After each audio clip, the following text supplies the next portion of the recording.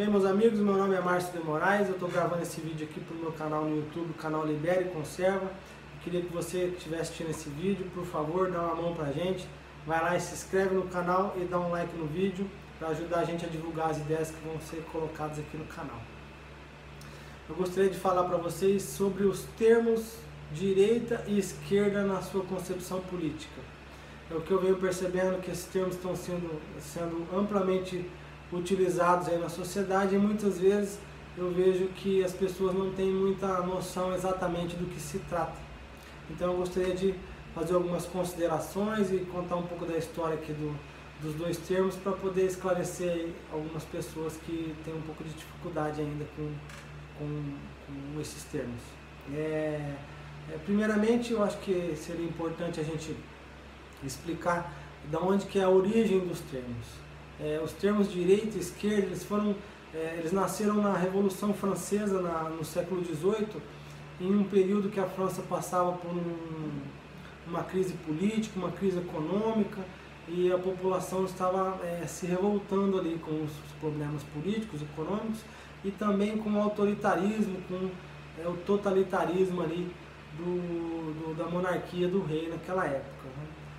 Dentro dessa revolta, dentro desse descontentamento, foram surgindo alguns grupos políticos, e dois grupos políticos principalmente foi que se destacou naquela época. Um desses grupos era o chamado grupo dos jacobinos. Era um grupo de políticos que eles tinham um pensamento revolucionário, eles tinham um pensamento extremista e que gostaria de derrubar a monarquia, né? Eles tinham um lema na época de que eles deveriam enforcar o último rei nas tripas do último padre. Então, assim, vê-se que eles tinham um pensamento revolucionário bem radical, né? O outro grupo eram denominados de girondinos.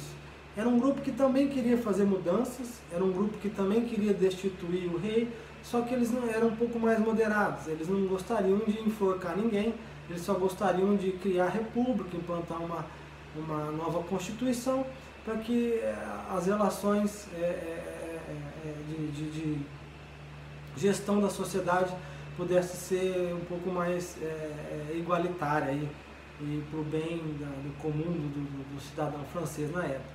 Então o que acontecia? Durante essa fase, esses grupos se levantando, fazendo seus questionamentos, implantando as suas ideias, existiam diversas reuniões lá de debate sobre esses assuntos, e o rei, vendo todo esse movimento, em um certo momento lá resolveu convocar uma assembleia para debater esse tipo de assunto e tentar chegar ali a um acordo ali com esses grupos políticos, né? Então o rei convocou uma assembleia, ela se realizou dentro de um salão, uma quadra, acho que foi uma quadra de tênis, se não me engano. E nesse salão lá, o rei ficou lá na frente, lá acho que num palco lá, vamos dizer assim, e do lado esquerdo se posicionou aquele grupo denominado jacobinos. Do lado direito se posicionou aquele grupo denominado girondinos, né? Eles passaram ali a debater suas ideias. No final não teve muito entendimento, acabou que o rei abandonou lá essa assembleia, mas enfim, o resultado da negociação não tem muita importância naquele dia, por exemplo, né? O que tem mais importância é que aquele grupo que era mais extremista, que era um pensamento mais revolucionário, se posicionou à esquerda do salão. Então, as pessoas, a partir daí, as pessoas que tinham aquele pensamento mais revolucionário, mais extremista, começaram a ser chamadas de esquerda, de esquerdistas. Do lado direito, posicionou o grupo dos girondinos, que era um grupo um pouco mais moderado, apesar de ser revolucionário, mas mais moderado.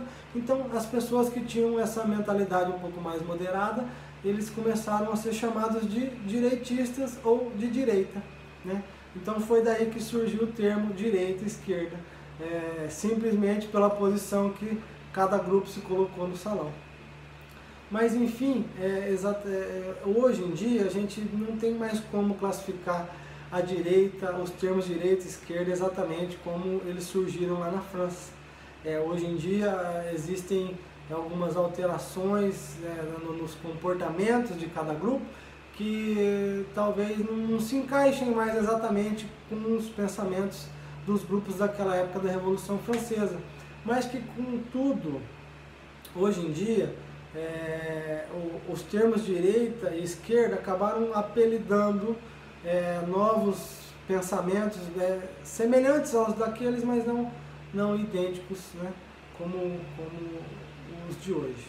Então, o que acontece? Hoje em dia, a gente, para classificar um pouquinho melhor direita, esquerda, poder entender o que pensa o pessoal de esquerda, o que pensa o pessoal de direita, a gente precisa fazer uma divisão um pouco mais diferenciada daquela que foi feita lá no salão.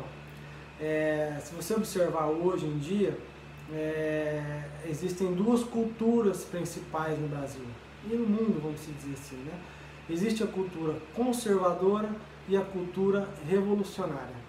O que acontece? Um conservador, aquela pessoa que tem a cultura conservadora, denominada assim como conservadora, é aquela pessoa que ela é um pouco mais prudente na hora de fazer mudanças na sociedade, é aquela pessoa que ela é bastante vinculada, ela valoriza muito as conquistas do passado, as experiências do passado, ela é uma pessoa que ela valoriza muito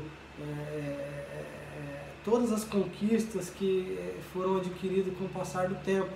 Ela acredita que a sociedade ela tem um desenvolvimento natural, que não é interessante fazer mudanças bruscas, porque ela naturalmente, a sociedade ela vai evoluindo para o bem de forma gradativa e lenta, e eles acreditam que essa é uma forma mais segura. O conservador é aquele cara que, vamos devagar, porque a gente já se ferrou tanto, a gente já teve que caçar, a gente já passou fome, a gente já teve diversas dificuldades, então todas essas conquistas a gente não pode jogar fora, né? O conservador ele quer aproveitar as conquistas boas e fazendo pequenos ajustes, né, no decorrer do desenvolvimento da sociedade, para que chegue a um bem maior, para que melhore a vida das pessoas, mas de uma forma mais cautelosa, né? De uma forma mais prudente. Então, esse é o pensamento do conservador, né? Muita gente acha que o conservador é aquele beato da igreja, né? E não é bem assim, né? Tem muito ateu que é conservador. Então, assim, para caracterizar um pouco mais o conservador, é aquele cara que ele é mais cauteloso, vamos dizer assim, com as mudanças, né? Agora, por outro lado, a cultura revolucionária é aquela cultura que ela não tem muito apego com o passado, é uma cultura que acredita que o passado ele não serve muito de parâmetro para a busca da melhora, para a busca do bem-estar da sociedade. Então o revolucionário ele quer sempre romper com o passado e iniciar o novo, né? Ele já aconteceu várias vezes aqui no Brasil, principalmente na mudança do Império para a República. As revoluções, normalmente, o nome já fala, ela revoluciona, ela muda tudo, né? Então, aquela pessoa que tem a mente, o pensamento revolucionário é uma pessoa que despreza os valores do passado, ele acha que os valores do passado não são parâmetros para que a evolução da sociedade seja de sucesso. Então, é uma pessoa que quer renovar constantemente. Então, essas são as principais características culturais que hoje podemos assim identificar como direita e esquerda. Então, assim, aquela pessoa que tem um pensamento mais revolucionário seriam os esquerdistas de hoje. Tem os mais extremistas, tem os mais moderados. Aquelas pessoas, aquele grupo que tem um pensamento mais conservador, é o que a gente pode chamar hoje de direita, né? Um pouco mais extremo, alguns um pouco mais extremos, alguns um pouco mais moderados. Então, para finalizar, direita, conservador, esquerda, revolucionário. Beleza, gente? Obrigado aí. Vamos se inscrever no nosso canal lá, dar um like no vídeo, dar uma força pra gente lá. É isso aí. Obrigado.